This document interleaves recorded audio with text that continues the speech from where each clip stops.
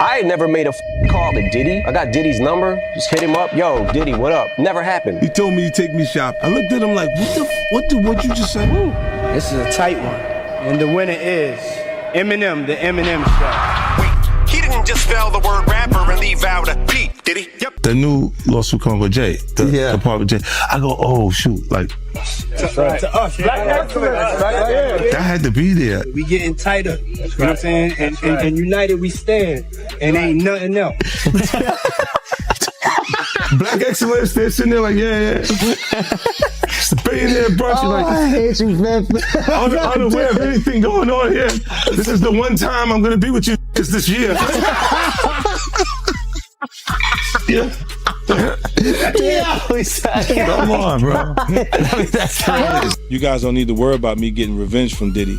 I've got 3 moves that make sure he'll never be able to come after me or my family. First, I personally reached out to the victims' legal teams. The real reason he's not getting out is those buried cases behind the scenes. I provided legal funding for 7 victims who had been silent for years and brought in the top criminal attorneys in the country. Second, I bought up every potential post-release business deal he had lined up. I planned this 2 years in advance, so by the time he got sentenced and still had hope of getting out, every partner had already cut ties with him. Third, I don't just have evidence, I've got backups. This is an entire minefield that's been buried for 20 years. I uncovered every secret from the last 30 years. With testimonies from the victims, we interviewed over a dozen people he tricked, threatened, or violated. You think that's harsh? No, he destroyed other people's lives for decades. I'm just making sure he spends a few extra years in prison for it. I'm not afraid of his people, not afraid of his threats. I know he's still in there fantasizing about a comeback, but the truth is, he's never coming back. That's why I don't be going to them puppy parties. They can hug you from the front and the back at the same time. What the fuck you talking about?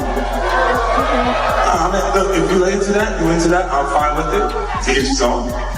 I'm just saying this ain't my down the party. I like it. It's uncomfortable. I think I belong in the girls' bathroom. Like that is good. The reason why their groups are so close is because all of them have a certain type of STD. I think they all got the alphabet. Now, bear with me, guys, because I'm not even trying to cap. I looked at it like this. You know they're not using condoms, right? So if you're in a party not using condoms, it ain't like you could catch something twice, right?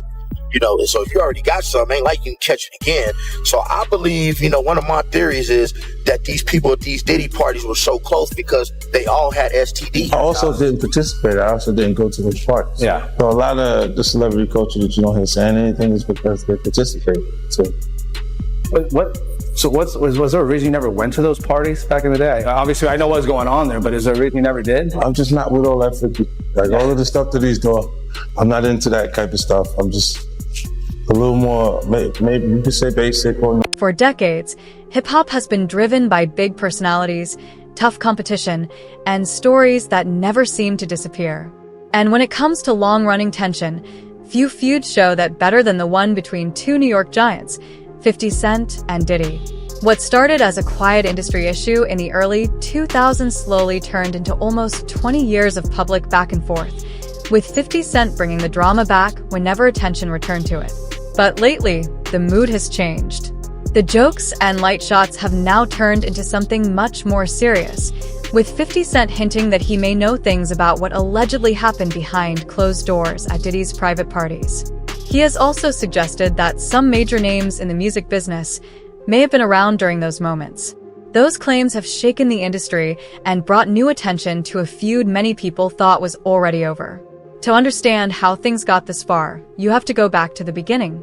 In the early 2000s, 50 Cent was trying to rebuild his life and career after surviving a near-fatal shooting and losing his record deal.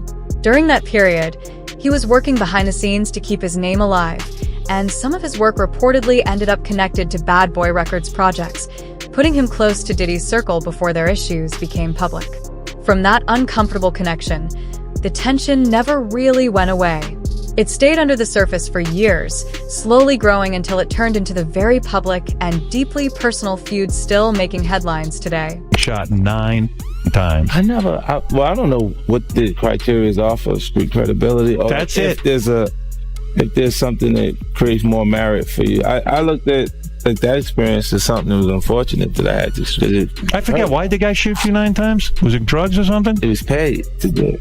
He was paid to do it? Yeah. Who would want to Why shoot were you? you targeted? You're such a good guy. This is my past. It was a drug thing, No, like it's a just- business thing. Karma. Karma. Karma. Explain to me again why this guy was hired to shoot you 9 times. Well, you was paid because someone, felt like that I would potentially do something to them if they kept going in the direction that they were going. Man, you are tough. What are you talking about? The fact that somebody put out a hit on him because he was going to f somebody up? What kind of shit is that? That's crazy. But what is this all over? I don't know. It's difficult to explain, Robin, because when you're not actually in the environment or involved in this Just type of You explain can it. explain it to Explain me. it. We'll see if we can follow it. Nah, man, it's just, What happened? What had you? it's what- so tough. You were pissed off at someone and you were going after them. What were you pissed off about? Nah, we was just having differences. Oh, like over what? A woman? Nah, No just way. going back and forth. Like a guy got robbed in the actual neighborhood. And he accused you of robbing. Nah, he just seen me communicating with someone who actually robbed him. And he misinterpreted the conversation because he seen me laughing and us talking, but he didn't know I grew up with the guy. You're talking to a guy who you don't even know up this other guy. Yeah, And now all of a sudden they think you're in cahoots with this guy. Yeah, because you see you laughing and talking, they figure you laughing and talking about them. Pain-wise, how bad is it to get shot in the face? Like, I mean... Probably... I don't know how to describe that outside of... Is it a 10 on the pain scale? It's not really like... Because it's not as painful as having to visit the dentist repeatedly for root canal. Really? Do you think you're dead at that point when you can take 9 bullets? Do you go, oh, this is it, I'm checking out? Oh, it's a life-threatening situation. It's just not... I've seen people going to the hospital under circumstances that were way less intense and not come out. Yeah, it's a miracle you live. Did you think you were like Jesus had like saved you or something? Like, did you have a religious? Where were all these bullets? Oh yeah, you have those moments where you get a little closer connection to your higher power because you kind of don't have an answer. But where to were all why. these bullets? Because if you're shot 9 times and you live, it probably didn't hit anything important. Meanwhile, how lame is this guy who shot you? Everything's important, Robin. Everything's important. But 50, how lame is this shoot guy? you in one of your unimportant areas, Robin. Yeah, right. What's an unimportant area? You're right. What the? Oh yeah, he shot you in unimportant areas. Do you, Talking medically. but it's amazing your face isn't scarred from getting shot in the face, right? By the early 2000s, 50 Cent was quickly becoming a major name in mainstream hip-hop. He was known for speaking his mind, calling people out, and never holding back. One person who often stayed in his sights was fellow New York figure Diddy. But this was not just a normal rap feud or simple competition. It seemed to come from a deeper doubt that 50 Cent never really let go of. Instead of letting the tension die down, 50 kept pushing it forward. Through interviews, social media, and his own platforms, he continued bringing attention back to Diddy. Some of his comments sounded funny on the surface, but there was usually a serious edge underneath.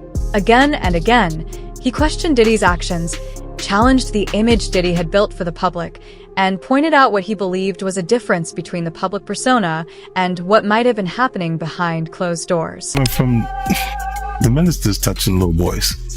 What you mean? The laws are the way they are because Because of the priests. The priests touching little boys. Oh. Why are we looking at me, bro? I just go to church. I just go to church, right? I have nothing to do with this. I have an alibi. That's why the laws allow you to go that far back. Turn away from you right here.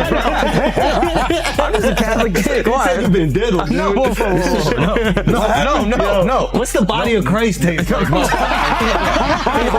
That's sacrilegious. You can't do that. He's like, yo, drink my blood. Yo. So it is crazy when after 20 years they come out. That is foul. But with Puffy, you were the only one saying anything for decades. Yeah, because we had our own little thing. But you were the only. Everybody else thing? is scared. Huh? But everybody else is scared. So you think maybe this is a similar thing where everybody else is scared? I don't know what it is. I'm just asking. I think that they're scared. But if they're scared, then that's why I'm saying insinuating Jay-Z a little bit. Yeah. Like you've been saying people gonna come for him a little bit. No, I thought he would do funny, funky stuff like the Super Bowl.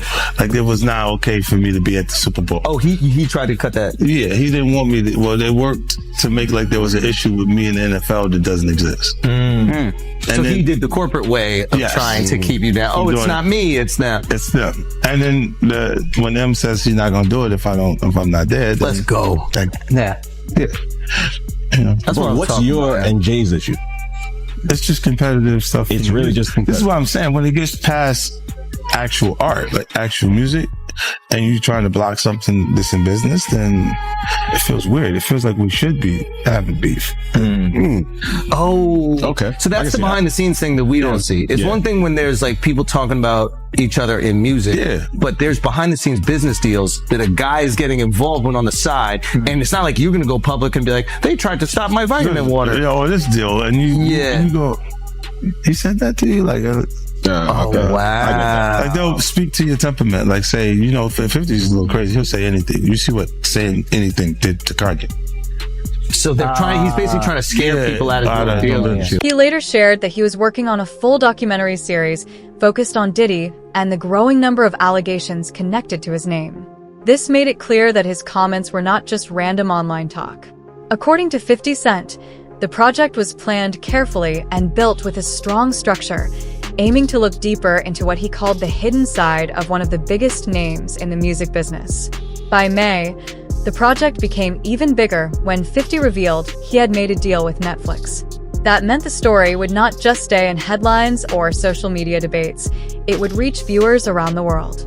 With Netflix behind it, the documentary was set to get major attention and create a much stronger impact. Let's get to a few of this morning's other big headlines. Starting with a bombshell announcement amid the mounting lawsuits against Sean Diddy Combs, Houston rapper 50 Cent announced yesterday that he's the executive producer of a docu-series about the assault and allegations against Combs. The series will also discuss trafficking and racketeering charges Combs is facing. The series is expected to make a premiere on Netflix, but a date has not yet been set. So you have something huge coming up, which is a documentary about P. Diddy, Puff Daddy, P. Diddy. Yeah. Did he do it, right? I know you've been heavy on social media talking about it. He did it. And I'm the only one who's been vocal about this long before it actually. Oh, you've been saying this for a long time now. And then no one was, they're just, why is he saying this? And now it's coming out like crazy. But I also didn't participate. I also didn't go to those parties. Yeah. So a lot of the celebrity culture that you don't hear saying anything is because they participated. Was there a reason you never went to those parties back in the day? Obviously, I know what's going on there, but is there a reason you never did? I'm just not with all that all of the stuff that he's doing. I'm not into that type of stuff. I'm just a little more, maybe you could say basic or normal. You go into the 90s, and PPD said he paid him to kill Tupac. Yeah. So look, you had the craziest accusations. You had TMZ created a docuseries. They went to Tubi, but the series is saying the downfall of Diddy. You're one of the first persons in entertainment to really call out people and kind of have that authority in that to be able to call people out. I mean, which is it's pretty amazing. You're kind of in some ways draining the swamp of Hollywood. Yeah, I don't have a support system. I don't have a support system of a peer group of artists that I require to do what I'm doing. I've had to be on my own from the beginning. So I don't necessarily have a responsibility to behave a certain way according to them.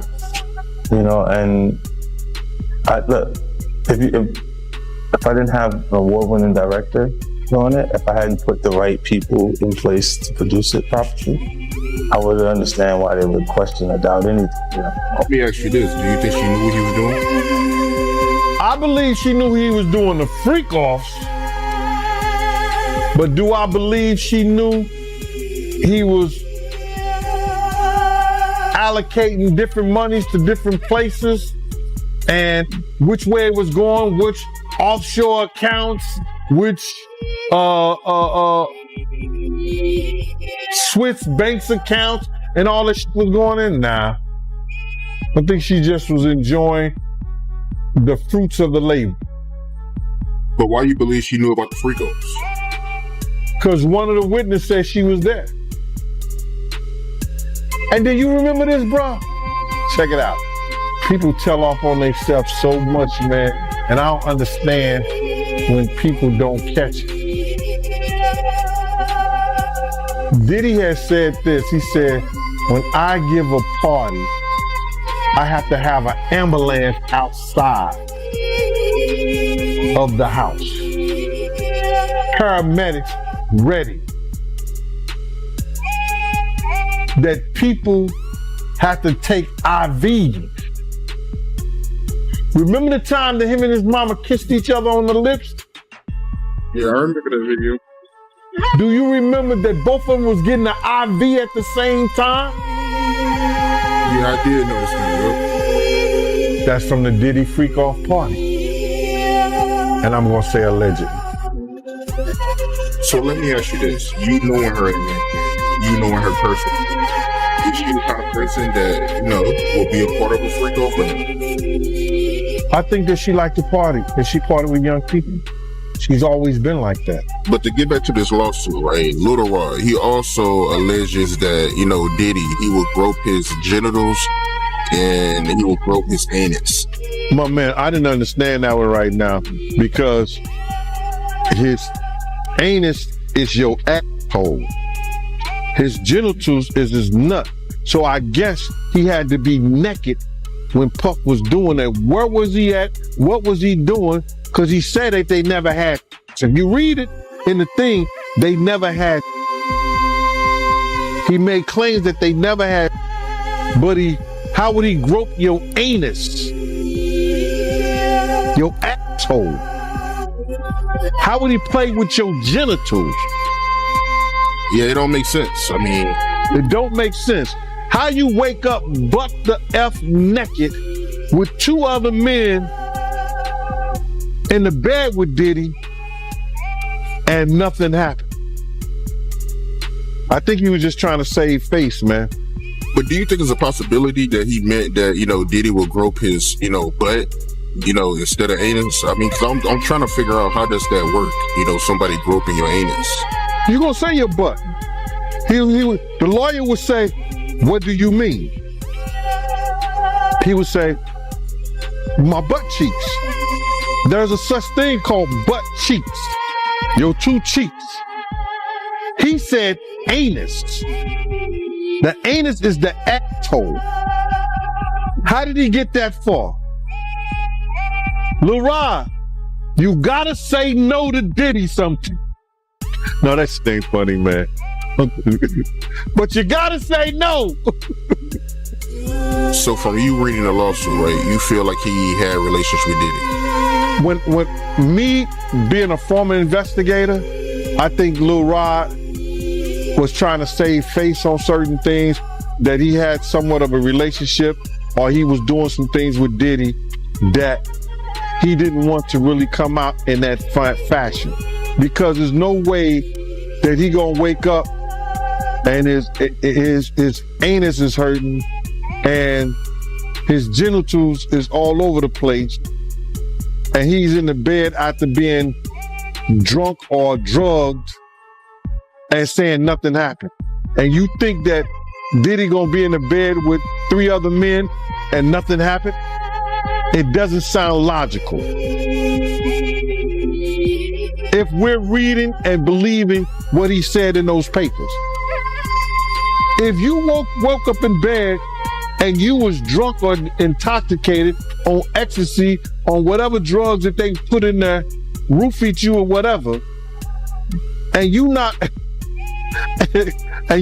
feeling right, something is wrong. Wouldn't you say?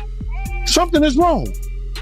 He didn't say we woke up with all. For now, the backlash is still growing, and 50 Cent insists that a clear record exists and will come out one day. After Diddy's trial ended, the biggest accusations did not lead to a conviction. Still, the court did find him guilty on smaller charges tied to unlawful transportation, and that decision only brought more attention to the case. For some people, it made old doubts feel stronger. For 50 Cent, this was not just another moment to make comments online. He described it as a major turning point, saying Diddy's clean public image had covered up a much more complicated truth for years, and the verdict gave people a rare look behind that image. According to 50 Cent, his years of calling Diddy out were never only about stirring drama. He says those comments were warnings about something he believes is real, turning what once looked like simple shots and jokes into part of a much bigger story. Experience during the assault has had lasting effects on my body, causing ongoing health problems and complications. The combination of physical and emotional pain has created a cycle of suffering from which it is so hard to break free. I want to continue on this journey towards recovery and healing. I'm glad that he is locked up, but that's a temporary feeling of... The aftermath only pushed 50 Cent's momentum even further. As legal updates and official court matters became public, it got harder for critics to brush off his years of warnings like they were just noise. In hip-hop, image matters and credibility carries real weight. His moves do not seem random at all. Everything feels planned. By linking the legal attention around Diddy to a bigger documentary project reportedly connected to a major platform like Netflix, 50 makes sure the discussion does not disappear after one headline. Through his steady social media reactions, he keeps people focused.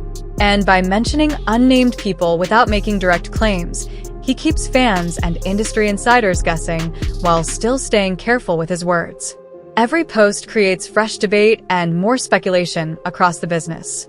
In some cases, the silence feels stronger than a denial, hinting at fear, caution, or the pressure of reputations connected to powerful relationships. Many people choose to stay quiet because influence, legacy, and business ties are still on the line. But 50 Cent is now in a very different place. His power reaches beyond music into movies, TV, and major business deals, which means he does not need approval from the industry the same way others might. That freedom may be his biggest strength, allowing him to control the conversation, question old public images, and bring up topics that many people would rather keep buried. Thing was turning straight men gay. That was his thing. Where's Hype? What's his last film project? Belly?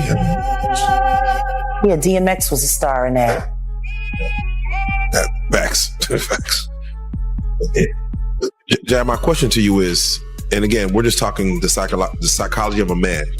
What if the entertainment industry is nothing but a cover for a worldwide ring? You mentioned who's on tapes and who got tapes out. Yeah. The purpose of having a recorded freak off. Yeah. What does that do for the male? What does that do for the female? Like, some females are cool with it. What is the thought behind that as far as, let's record this session and either rewatch, keep it for sale? Is it evidence? Is it just, like, what is the mentality behind having if you can the own visual memory? Their vulnerability, if you can own that, you have the ability to control and manipulate that person. See, guys start off by saying, "Ooh, man, I don't want to watch porn. I just want to watch us." See, that's the line. That's the line.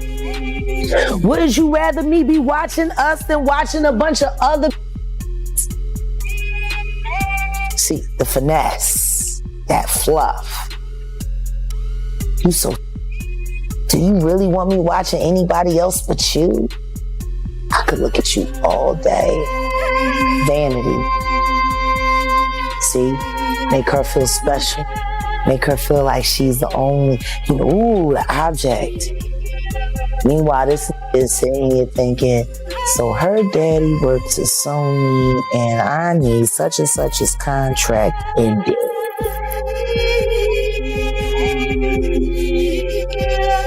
Does it also work this way for men?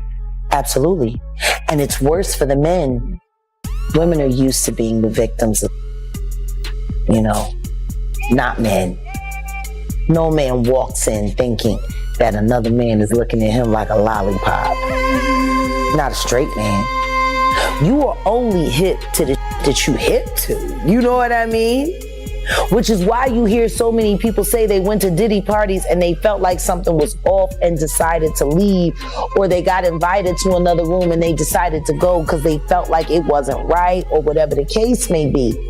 These was literally walking in there not thinking.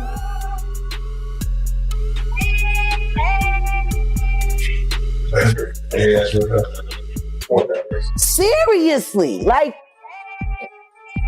but the thing is, they were still willing to take the chance to go because for 50 Cent, this is no longer just about revenge or making headlines. The way he presents it, this is about responsibility and real consequences. He has made it clear that he believes Diddy should answer for his actions, and he seems focused on keeping the pressure on from every direction. That does not stop at social media. It also includes using major public platforms, working on longer documentary-style projects, and suggesting that more details could come out as the situation develops, while still staying within legal and public limits. His approach feels careful, steady, and intentional. Instead of making it look like simple drama for attention, he frames it as a serious effort to keep the issue in the public eye, making sure the questions stay alive and accountability does not quietly disappear from the conversation.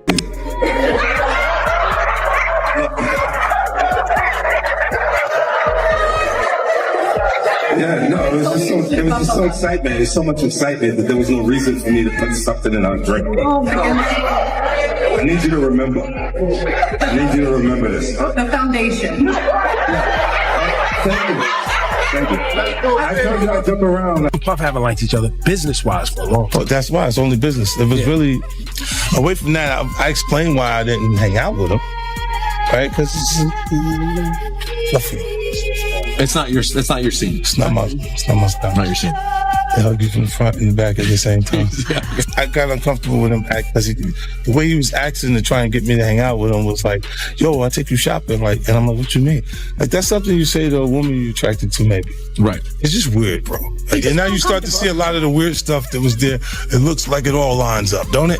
It was not in the closet. It was in front of you and you wasn't seeing it because you see the beards.